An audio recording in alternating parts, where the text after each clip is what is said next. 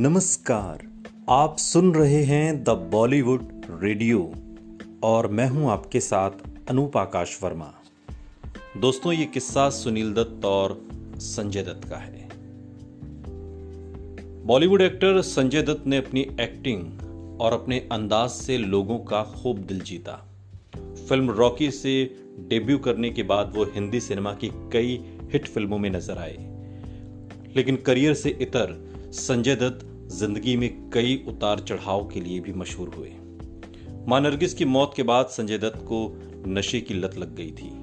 हालात ये हो गई कि एक बार वो ड्रग्स लेकर पिता सुनील दत्त से ही मिलने चले गए और इतना ही नहीं, नशे में ही अचानक वो पिता सुनील दत्त पर भी चीख पड़े थे और उनके सामने अजीबोगरीब हरकतें करने लगे थे। इस किस्से को यासिर उस्मान ने संजय दत्त पर आधारित किताब Sanjay Dutt the crazy untold story of Bollywood's bad boy में साझा किया है।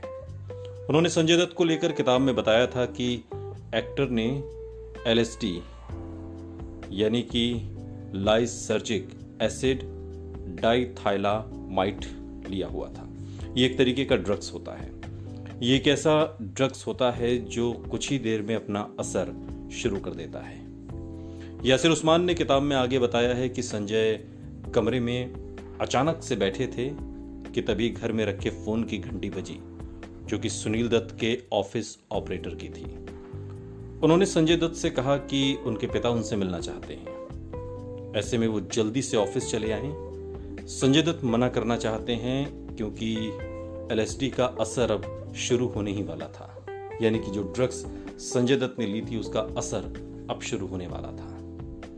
यासिर उस्मान ने किताब में आगे बताया है कि सुनील दत्त संजय दत्त से रॉकी के विषय में कुछ बातचीत करना चाहते थे और ऐसे में एक्टर पिता के ऑफिस पहुंचे, यानी कि सुनील दत्त अपने पिता सुनील दत्त से मिलने के लिए संजय दत्त ऑफिस पहुंचे और उन्होंने बात शुरू कर दी। लेकिन जैसे ही दोनों की बातचीत हुई तो LSD ने भी अपना असर दिखाना शुरू कर दिया, यानी कि जो ड्रग्स संजय दत्त ने ली थी। ऐसे में सुनील दत्त जो कुछ कह रहे थे वो संजय को समझ ही नहीं आ रहा था। वहीं संजय दत्त ने किताब में खुद अपना अनुभव साझा करते हुए बताया है कि वो मुझसे बात कर रहे थे पर मुझे समझ नहीं आ रहा था, मैं बस हाँ में हाँ करते जा रहा था। दूसरी ओर मेरे पिता परेशान हो गए और उन्हें लगा कि मैं बात में दिलचस्पी नहीं ले रहा हूं। संजय दत्त ने किताब में आगे बताया कि अचानक मैंने देखा कि पापा के सिर में आग लगनी शुरू हो गई है। मैं उन्हें बचाना चाहता था, लेकिन फिर मैंने अपने आप से कहा कि नहीं, ये केवल कल्पना है। लेकिन कुछ ही देर के बाद मैंने अपने आप पर नियंत्रण खो दिया।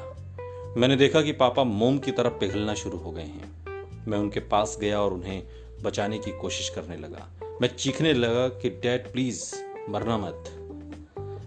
संजय दत्त ने बताया है कि उनकी हरकतें देखकर सुनील दत्त भी हैरान रह गए और पंजाबी में चिल्लाने लगे, क्या हो गया, क्या हो गया पुत्र। संजय दत्त ने किताब में आगे बताया है कि उस वक्त वहां आसपास कोई ट्रीटमेंट सेंटर नहीं था।